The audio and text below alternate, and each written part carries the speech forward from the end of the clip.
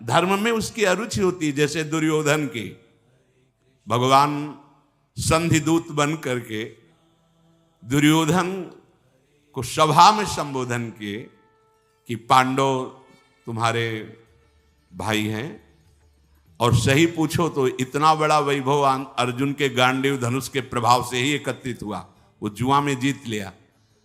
तो मेरी राय तो ये भगवान कह रहे हैं कि आप आधा राज्य वापस कर दीजिए, पर ऐसी वृत्ति तुम में दिखाई नहीं दे रही तो 5 गांव दे दीजिए। तो दुर्योधन ने कहा सुई की नोक के बराबर भी नहीं दूंगा, 5 गांव की बात। देखो अधार्मिक जो वृत्ति होती है अहम प्रधान, भगवान समझा रहे हैं पर उनकी समझ में नहीं आ रहा। पहले से उसने गुप्त मंत्रणा कर रखी थी, अगर केशव तनिक भी क्रोधावेश धारण करें तो तत्काल उनको बंदी बना लिया जाए और कैद में डाल दिया जाए। भगवान से जब वो बोल रहा था कि सुई की नोक के बराबर भी बिना युद्ध के हम नहीं देंगे, तो भगवान ने कहा इसका मतलब है कि तुम मृत्यु शैया पर शयन करने के लिए तैयार हो रहा है। अब वो समझ गया कि केशव आवेश में आ रहे हैं। भगवान ने देखा कि उसके जो सहयोगी जन हैं वो सावधान हो रहे हैं। वो पहले ही सात्विकी ने सूचना दे दी थी कि प्रभु सभा में कुछ अमंगल होने वाला है। विदुर जी ने भी रात्रि में समझाया था कि प्रभु आपका आना मुझे ठीक नहीं लग रहा, क्योंकि ये लोग बड़े मलिन बुद्धि वाले हैं। तो भगवान बड़े जोर से अट्टहास किया। एक हंसना होता है, वही अट्टहास बड़ा भयावना होता है। भक्तराज हनुमान जी ने भी अट्टहास किया था। जब पूंछ में आग लगाई गई थी लंका में, तो अट्टहास कर गरजा, कपि बढ़िलाग आकाश, भयंकर अट्टा। ऐसे ही प्रभु श्री कृष्ण ने अट्टहास किया और कहा, ए दुर्योधन, क्या तू मुझे अकेला समझ रहा है? तू मुझे बंदी बना सकता है? देख बना बंदी मुझे। भगवान का विराट रूप सभा में प्रकाशित हो गया। बड़े बड़े लोकपाल, अश्विनी कुमार, इंद्र, मरुदगण, विश्वदेव, यक्ष, गंधर्व, नाग, राक्षस सब भगवान के अंगों से प्रकाशित हो रहे हैं। उनके दोनों भुजाओं में, एक में भगवान बलराम जी हल मूसल धारण किए हुए, एक तरफ गांडीव धनुष धारण किए हुए अर्जुन, दाहिनी भुजा में अर्जुन और बाएं भुजा में हलधर बलराम जी। देखा शंख चक्र गदा शक्ति सारंग हल नंदक नामक खड्ग, ये सब मूर्तिमान भगवत पार्षद जो अस्त्र हैं भगवान के अंग में विराजमान हैं। बहुत तेजो में देदीप्यमान श्री कृष्ण के अंग, नेत्रों से, नासिका से, रोम के छिद्रों से भयंकर आग की, प्रलयकालीन आग की लपटें प्रकट हो रही हैं। रोम कूप से शास्त्रों सूर्यों जैसा तेज प्रकाशित हो रहा है भगवान श्री कृष्ण के। समस्त सभा में जितने राजा थे सब भयभीत होकर मूर्छित हो गए। किसी की हिम्मत ही नहीं हुई कि पूर्ण रूप से भगवान की उस रूप का दर्शन कर सके। द्रोणाचार्य जी, भीष्म जी, परम भागवत विदुर जी, महाभाग संजय जी और वहां आए हुए महर्षि जन, केवल ये ही भगवान के इस रूप को देखने में समर्थ हुए और सब की आंखें मुंद गई, मूर्छित होकर सब गिर पड़े। उसी समय समस्त दिव्य दिव्य ऋषिजन भगवान की स्तुति हाथ जोड़ करके कर रहे हैं। भगवान ने जिन जिन को देखने का सामर्थ्य दिया वही देख पा रहे हैं, बकाया सब मूर्छित पड़े हुए हैं। उस सभा भवन में दुंदुभियां बजाते हुए देवतागण, बड़े बड़े ऋषिजन जब स्तुति और फूलों की वर्षा करते हैं, उसी समय धृतराष्ट्र संजय से पूछते, संजय ये क्या कोलाहल हो रहा है? तो संजय ने कहा, कमल नयन यदकुल तिलक भगवान श्री कृष्ण विराट रूप में विराजमान है। तुरंत हाथ जोड़कर धृतराष्ट्र ने कहा, क्योंकि भगवान व्यासदेव जी के पुत्र हैं, हाथ जोड़कर कहा, हे परम कृपालु श्री कृष्ण, हे समस्त जगत के हितैषी, मुझ अंधे पर भी कृपा कीजिए। मैंने आज तक आपसे कभी कुछ देखने के लिए नहीं मांगा। हे केशव, मेरे नेत्र नहीं हैं, न भीतर के न बाहर के। हे केशव, मैं आपसे प्रार्थना करता हूं, एक क्षण के लिए मुझे नेत्र दे दीजिए, जिससे मैं आपके इस स्वरूप का दर्शन कर सकूं। हे महाबाहु जनार्दन, आप हम पर कृपा कीजिए। जब धृतराष्ट्र ऐसा कह रहे थे तो भगवान श्री कृष्ण ने कहा, तथास्तु, ऐसा ही हो। तत्काल उनके नेत्र खुल गए। कर्तुम अकर्तुम अन्यथा कर्तुम, तत्काल नेत्र खुल गए और भगवान के उस अद्भुत विराट स्वरूप का दर्शन धृतराष्ट्र जी ने भी किया। भगवान विश्वरूप का दर्शन कराकर अपने विश्वरूप का जैसे ही स्मरण किया, नेत्र उनके अंतर्ध्यान धृतराष्ट्र के, क्योंकि मांगा ही केवल इतना था कि मैं दर्शन कर सकूं। सारी पृथ्वी कंपायमान, समुद्र में खलबली मच गई, दिग्गज चिक्कारने लगे। भगवान का जो विराट रूप है, शत्रुओं का दमन करने वाले पुरुष सिंह भगवान श्री कृष्ण अपने उस अद्भुत स्वरूप का स्मरण किया। ऋषियों ने भगवान को प्रणाम वंदना करके तत्काल वहां सभा छोड़ दी, क्योंकि जहां भगवान का अपमान हो रहा हो या निंदा होना या किसी भी तरह की अवहेलना होने की संभावना भी हो, ऐसी सभा में जाना नहीं चाहिए। अगर सभा में पहुंच गया है तो तत्काल काल में अंगुली डालकर वहां से निकल जाना चाहिए, या जो निंदा कर रहा हो या अपमान कर रहा हो उसको दंड देना चाहिए। तो अपने जनों को दंड देने वाला कोई भाव नहीं रखना।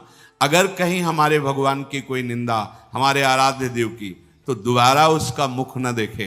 अंतर से भगवत भाव है, पर हम उसका संग न करें। ऋषि जन भगवान के विराट रूप का दर्शन करके तत्काल इसीलिए चल दिए कि विमुख जन सभा में बैठे हुए दुर्योधन दुशासन, अब यहां एक क्षण भी नहीं टिकना चाहिए। जो ही वो महर्षि जन गए तो नारद आदि ऋषि भी भगवान को प्रणाम करके अदृश्य हो गए। एकदम कोलाहल शांत हो गया। एक बड़ी अद्भुत सी घटना घट गई। तत्काल दारुक दरवाजे पे रथ ले आया और भगवान सहज मुद्रा में उठे और सभा से बाहर निकले। तो भीष्म पितामह जी, द्रोणाचार्य, कर्ण, ये सब पीछे भगवान के, सब कोई आनंद से फूला हुआ है तो कोई भय से भूला हुआ है।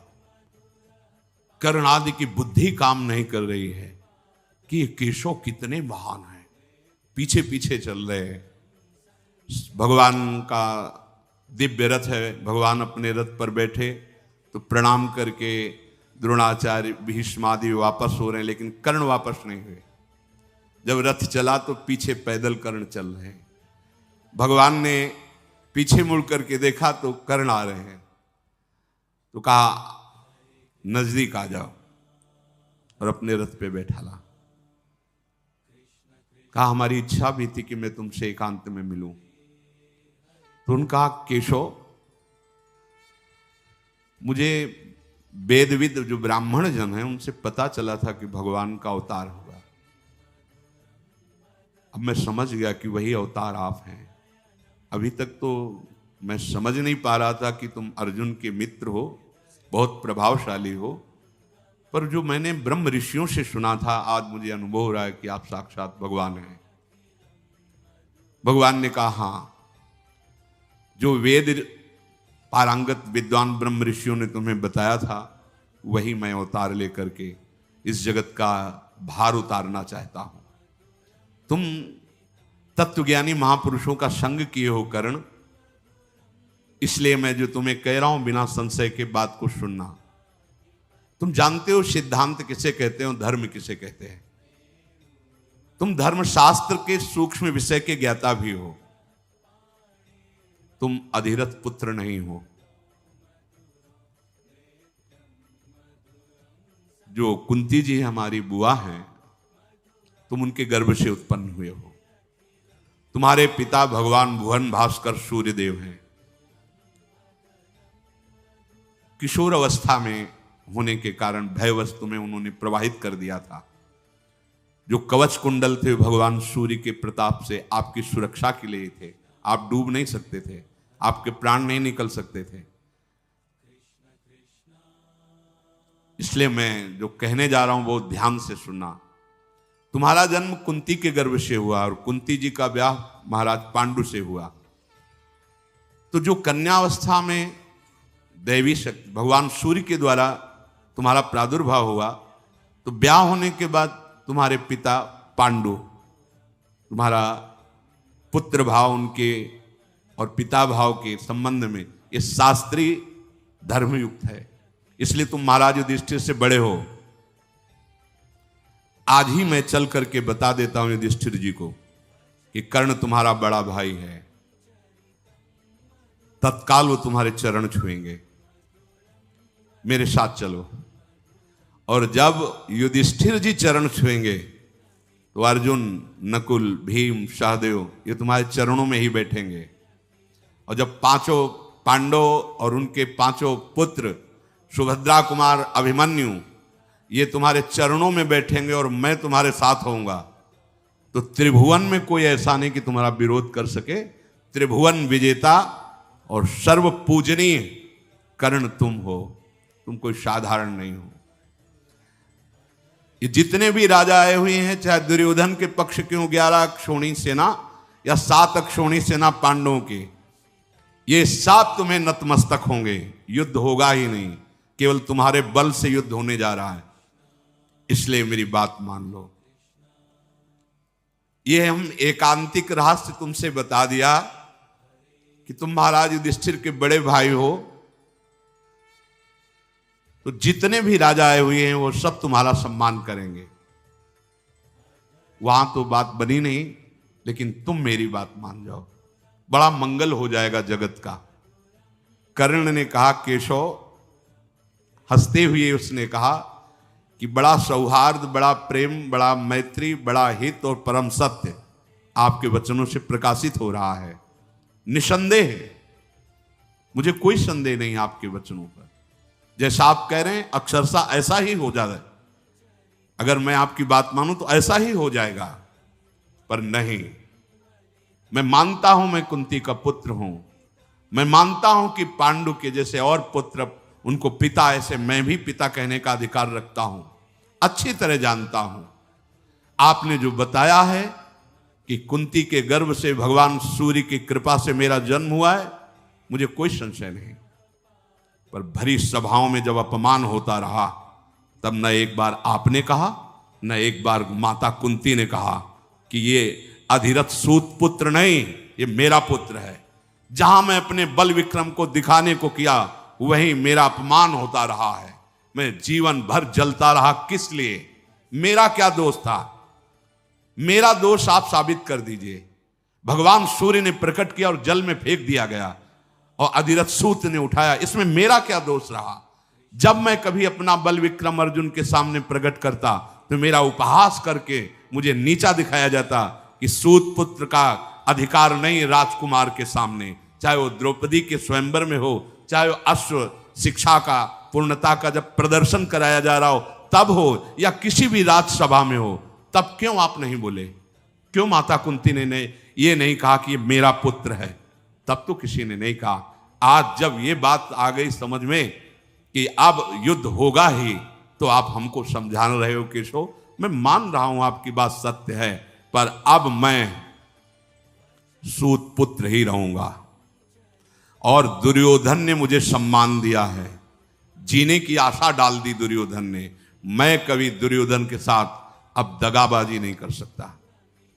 हे वृषणी नंदन श्री कृष्ण, मेरा एक नियम है कि एक बार जिसको वचन दे दिया तो प्राण छूट सकते हैं, वचन नहीं छूट सकते। मैंने दुर्योधन को अपना मान लिया है, अब मैं उसका साथ नहीं छोड़ सकता। जनार्दन, मुझे कोई भयभीत कर सके ऐसा पैदा ही नहीं हुआ। बध, बंधन, भय, लोभ, इनकी ताकत नहीं कि हमारे हृदय का परिवर्तन कर सके। पर जीवन बहुत कष्टमय कर्ण का रहा। अगर कहीं ये पता चल जाता भगवान सूर्य से प्रकट कर्ण, तो भगवान परशुराम जी शाप नहीं देते। हर जगह हार हुई, हर जगह उसको नीचा देखना पड़ा, पर था महापुरुष, सत्यवादी, परमदानी, पर अधर्मियों का संग हो गया, इसलिए हर जगह हार हुई, हर जगह परास्त हुई। तो ध्यान रखने का विषय है, आप सही हो लेकिन आपने अगर गलत संग कर लिया है तो आपकी भीष्म जी अखंड बाल ब्रह्मचारी महाभागवत, लेकिन सिंहासन पर वचन दिए हुए हैं, इसलिए संग अधर्म का नीचा देखना पड़ा। तो जनार्दन, मैं दुर्योधन का साथ कभी नहीं छोड़ सकता और युद्ध अवसर आने पर ललकार करके पांडवों से लड़ूंगा। कभी अपने हृदय में भाव नहीं लाऊंगा कि ये मेरे भाई हैं। मधुसूदन, इसमें संदेह नहीं कि आप हमसे बहुत हित की बात कह रहे हैं। पांडव आपके अधीन है, आप जैसी आज्ञा करेंगे तत्काल वो वैसा कर देंगे। पर मेरे और आपके बीच में जो वार्ता हुई है, इसे न पांडव जानेंगे और न कोई संसार का व्यक्ति, जब तक युद्ध नहीं हो जाता। और युद्ध में जब मैं मारा जाऊं तब इसके बाद आप इस बात को भले, लेकिन तब तक ये आप वचन दीजिए कि आप इसे गोपनीय रखेंगे। अपनी इंद्रियों को संयम में रखने वाले धर्मात्मा युधिष्ठिर हैं और तुम्हें अपना प्राण मानने वाले अर्जुन हैं। इसलिए मैं पहले से कह रहा हूं कि तुम निश्चिंत रहो, मैं ही मारा जाऊंगा, क्योंकि जिसके सहायक आप हो। मैं खूब अच्छी तरह से जानता हूं कि चाहे 11 क्षोणी नहीं और भी विशाल सेना दुर्योधन रख ले, लेकिन नाश उसी का होगा, क्योंकि अधर्म से चल रहा है। मैं सब जानता हूं। श्री कृष्ण इस समय दुर्योधन, दुशासन या मुझ कर्ण पर केवल निमित्त मात्र दोष रखा जाए, क्योंकि इसके पूरे के पूरे मुखिया आप हैं। कर्ण ने कहा कि पूरे के पूरे मुखिया आप, पृथ्वी का भार दुर्योधन को निमित्त बनाकर उतारना चाहते हैं, इसीलिए ऐसा है। भगवान सब्यसाची अर्जुन तुम्हारे हाथ की कठपुतली है। कर्ण कह रहे, हे भगवान, सब्यसाची अर्जुन तुम्हारे हाथ की कठपुतली है, अर्थात तुम उनके यंत्री हो, वो तुम्हारे यंत्र हैं। इसलिए इस रणांगण में जो रण यज्ञ होगी, इसमें बलि मेरी ही चढ़ेगी। आप निश्चिंत रहिए, क्योंकि जिसके आप सहायक हैं उसका कोई नाश कर सके। ये कर्ण की एकांतिक वार्ता भगवान के साथ हो रही। मैं जान रहा हूं कि पांडुनंदन महाबलशाली वायुपुत्र भीमसेन जिस समय अपने स्वरूप में आकर सिंहनाद करेंगे तो दुशासन का रक्त निश्चित पिएंगे। उन्होंने प्रण किया है तो छाती फाड़ेंगे वो, मुझे पता है। क्यों? क्योंकि इस रण यज्ञ में आपका सहयोग है। मुझे पता है कि जिस समय पांचाल राजकुमार धृष्टद्युम्न अपने स्वरूप में आकर खड़ा होगा तो द्रोणाचार्य का गर्दन वही उतारेगा। क्यों? क्योंकि आप उनके रक्षक हैं। मुझे पता है कि शिखंडी भीष्म जी के सामने खड़े होने के लायक भी नहीं है, लेकिन वो मार गिराने का काम करेगा। क्यों? क्योंकि आप उनके पक्ष में हो। महाबली दुर्योधन का वध निश्चित है, क्योंकि आप पांडवों के पक्ष में हैं। पर हे श्री कृष्ण, मैं पांडवों के पक्ष में नहीं आ सकता, रहूंगा दुर्योधन के ही पक्ष में। जब भगवान ने देखा कि कर्ण बात जानते हुए भी अब नहीं मानेंगे, तो कर्ण ने कहा, प्रभु आप ऐसा ना समझे कि मैं आपकी आज्ञा का उल्लंघन कर रहा हूं। मैंने एक स्वप्न देखा है, वो केवल आपसे बता रहा हूं। मैंने स्वप्न देखा है कि गांडीव धनुषधारी अर्जुन श्वेत गजराज पर विराजमान होकर के मुझे दृष्टिगोचर हो रहे हैं, अर्थात मेरे से उनकी विजय होगी। मैंने देखा है कि दुर्योधन में केवल 3 के मस्तक पर श्वेत पाग है और सबके लाल है, अर्थात सब मारे जाएंगे। 11 क्षोणी सेना में केवल 3 बचेंगे, अश्वत्थामा, कृपाचार्य और कृतवर्मा। ये 3 के माथे पे केवल सफेद पाग है, से सब मारे जाएंगे। जनार्दन, ये जो मैंने स्वप्न देखा है, इससे मुझे निश्चित हो चुका है कि पांडवों की विजय होगी, कौरवों का विनाश होगा, साथ में मेरा भी। पर मैं डरने वाला नहीं हूं। मैं ललकार ललकार कर अपने भाइयों को मारूंगा, पांडवों को, पक्का। आप मुझे अब समझाने की चेष्टा न करें, अब मैं रहूंगा इसी पक्ष में। भगवान मुस्कुराए और रथ से उतरकर प्रणाम किया। और कर्ण चला गया और भगवान उपप्लव्य नगर की तरफ दारुक्षिरथ हंकवाया। विदुर जी को बहुत चिंता हुई। विदुर जी कुंती के पास गए और कहा, चिरंजीवी पुत्रों को जन्म देने वाली भारी संकट उपस्थित है। भगवान आए, संधि करवाने की चेष्टा की, नहीं हुई। भगवान का अपमान हुआ, कैद करने की, बंदी बनाने की चेष्टा की, अब वो वापस चले गए हैं। मतलब युद्ध पक्का। और युद्ध पक्का तो मुझे केवल डर है कर्ण से। गांडीव धनुषधारी अर्जुन से अगर कोई लड़ सकता है तो कर्ण लड़ सकता है। मेरे हृदय में बड़ा शोक उत्पन्न हो रहा है। ये धृतराष्ट्र बूढ़े हो गए हैं पर इनकी बुद्धि अभी लोभ से ग्रसित हो रही है। कैसे इनको समझाऊं? मेरा हृदय बड़ा अशांत हो रहा है। भीष्म पितामह, द्रोणाचार्य, कर्ण, ये सब दुर्योधन के साथ हैं। कोई उपाय नहीं दिखाई दे रहा। विदुर जी की आंखों में आंसू आ रहे। कोई उपाय नहीं दिखाई दे रहा जिससे मैं इस युद्ध को रोक सकूं, इस जनसंहार को रोक सकूं। कर्ण बहुत बलवान है, मैं अंदर से जानता हूं। कुंती जी ने कहा, आपको भी अभी तक एक बात मालूम नहीं है, वो बात मैं बताती हूं। मैं जब पिता के घर में रहती थी तो साधु सेवा का मुझे अधिकार मिला था कि आए हुए अतिथि सेवा को। तो उस समय महान तप के धनी दुर्वासा ऋषि आए और अतिथि सेवा मुझे मिली। जैसा सावधानी से सेवा करनी चाहिए वैसी सेवा की। वो प्रसन्न हुए और मुझे एक मंत्र दिया कि इस मंत्र से कभी भी किसी भी देवता को बुला। तो मेरे मन में चापल्यतावश ऐसा हुआ कि मैं भला सूर्य को बुलाऊं, तो सूर्य देव आ गए और उन्होंने मुझे एक पुत्र प्रदान किया जो कन्यावस्था में ही प्रकट हुआ। वही ये पुत्र कर्ण है। तुम भयभीत मत रहो कर्ण से, वो मेरा पुत्र है। मैं जाऊंगी और आज्ञा करूंगी, वो अवश्य मेरी बात मानेगा। विदुर जी को प्रसन्नता हुई कि यदि ऐसे युद्ध रुक जाए तो बहुत अच्छा है। माता कुंती, समय कर्ण का एक निश्चित था।